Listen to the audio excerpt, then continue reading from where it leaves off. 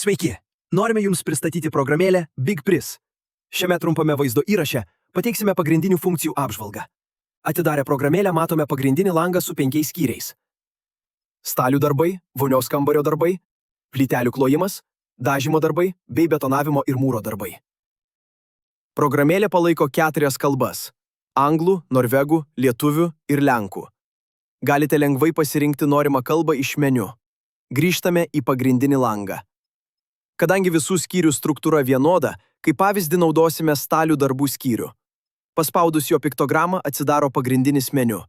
Jame matome šiuos poskyrius – statybos komponentai, dokumentai, nustatymai, biudžetas, privatumo politika, reikia pagalbos.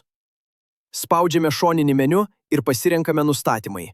Čia galite keisti kalbą, ekrano temą, valiutą, valandinį įkainį, medžiagų antkainį, statybvietės išlaidas, laiko veiksnį, PVM tarifą. Šie nustatymai bus detaliai aptarti atskirame mokomajame įraše. Grįžtame į stalių darbų meniu. Trumpai apžvelkime kiekvieną skyrių. Statybos komponentai. Čia rasite visų darbų sąrašą. Dokumentai – išsaugoti skaičiavimų feilai.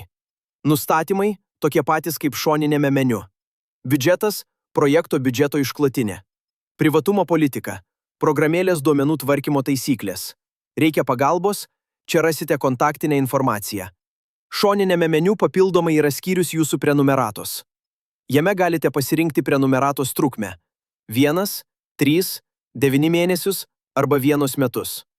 Išeinant iš programėlės BigPris, sistema visada paklaus, ar norite išsaugoti pakeitimus. Ačiū už dėmesį ir sėkmės darbuose.